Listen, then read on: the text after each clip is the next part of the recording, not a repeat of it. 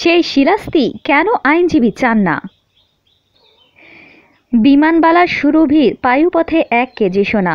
অতঃপর শুনছিলেন সংবাদ শিরোনাম, এবারে বিস্তারিত।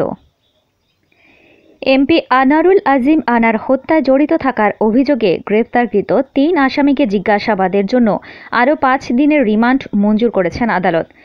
এই 3 আসামির মধ্যে শিলাস্তি রহমান মামলা লড়তে কোনো আইনজীবী নিয়োগ দিতে চান না। কিন্তু কেন তিনি আইনজীবী নিয়োগ দিতে চান না তা পরিষ্কারভাবে জানা যায়নি।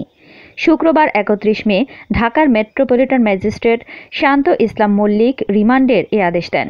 রিমান্ডে যাওয়া 3 জন হলেন সৈয়দ আমানুল্লাহ আমান ওরফে শিমুল ভূঁইয়া, ফয়সাল আলী সাজি ওরফে তানভীর ভূঁইয়া ও শিলাস্তি রহমান। এদিন রাষ্ট্রপক্ষে মহানগর দায়রা জজ আদালতের public prosecutor advocate Abdullah Abu আসামিদের রিমান্ড চেয়ে শুনানি করেন। তবে আসামি পক্ষে কোনো আইনজীবী ছিল না। আসামিদের এজলাসে নেওয়ার পর কয়েকজন আইনজীবী আসামি পক্ষে মামলা লড়তে তাদের ওকালতনামায় স্বাক্ষর নিতে চান। এ সময় উপস্থিত পুলিশ ও ডিবির সদস্যরা আইনজীবীদের বলেন আদালতের সামনে আবেদন করে স্বাক্ষর নিতে। শুনানির এক পর্যায়ে বিচারক আসামি শিলাস্তি রহমানকে জিজ্ঞেস করেন, আপনি কি আইনজীবী নিয়োগ দিতে চান? জবাবে শিলাস্তি আইনজীবী নিয়োগ দিতে চান না বলে বিচারককে জানান। অপর 2 আসামি আইনজীবী নিতে চাইলেও তাদের পক্ষে কেউ ওকালতনামা দেননি। শেষ পর্যন্ত আসামি পক্ষে কোনো আইনজীবী ছাড়াই রিমান্ড শুনানি হয়। শুনানি শেষে বিচারক ফের তাদের 5 দিনের রিমান্ড মঞ্জুর করে আদেশ দেন।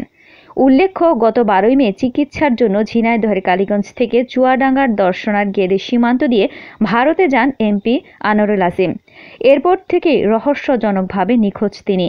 5 দিন পর গত 18 মে বরাহনগর থানায় আনারুল আজিম নিখোঁজের বিষয়ে একটি জিডি করেন বন্ধু গোপাল বিশ্বাস। 22 মে জানা যায় কলকাতার পার্শ্ববর্তী নিউ টাউন এলাকায় বহুতল সঞ্জীবা গার্ডেন্স নামে একটি আবাসিক ভবনে খুন হন আনারুল আজিম। এদিকে প্রায় 1 কেজি স্বর্ণ চোরাচালানের অভিযোগে ভারতে এক বিমানবালাকে গ্রেপ্তার করা হয়েছে। তার নাম সুরভি খাতুন। তিনি পশ্চিমবঙ্গের কলকাতার বাসিন্দা। ভারতীয় গণমাধ্যমের খবরে বলা হয়েছে, ওমানের মাস্কট থেকে কেরালার কান্নুরে স্বর্ণ নিয়ে গিয়েছিলেন সুরভি। এই ঘটনায় তাকে গ্রেপ্তারের পর আদালতে পাঠানো হয়েছে। তাকে 14 দিনের জেল হেফাজতে পাঠানো হয়েছে।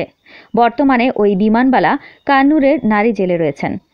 ডিরেক্টরেট অব রেভিনিউ ইন্টেলিজেন্স জানিয়েছে, বিমানবালা সুরভির পায়ুপথে ছিল ওই স্বর্ণ। 28 মে কান্নুর আন্তর্জাতিক বিমানবন্দরে নেমেছিলেন তিনি। সুরভিকে তল্লাশি করে প্রায় 960 গ্রাম স্বর্ণ মেলে। ভারতে এই প্রথম কোনো বিমানবালাকে চোরাচালানের অভিযোগে গ্রেফতার করা হয়েছে বলে খবরে উল্লেখ করা হয়েছে। এর আগেও বহুবার সুরভি স্বর্ণ পাচার করেছেন বলে অভিযোগ উঠেছে। এই প্রসঙ্গে ভারতের বিমান সংস্থা এখনও কোনো মন্তব্য করেনি। ঘটনার নেপথ্যে কেরালার পাচারকারী গোষ্ঠী থাকতে পারে বলে ধারণা করছেন তদন্তকারীরা। এরকম আরও অনেক ভিডিও পেতে নিউজ এক্সপোজার টিভির সাথেই থাকুন।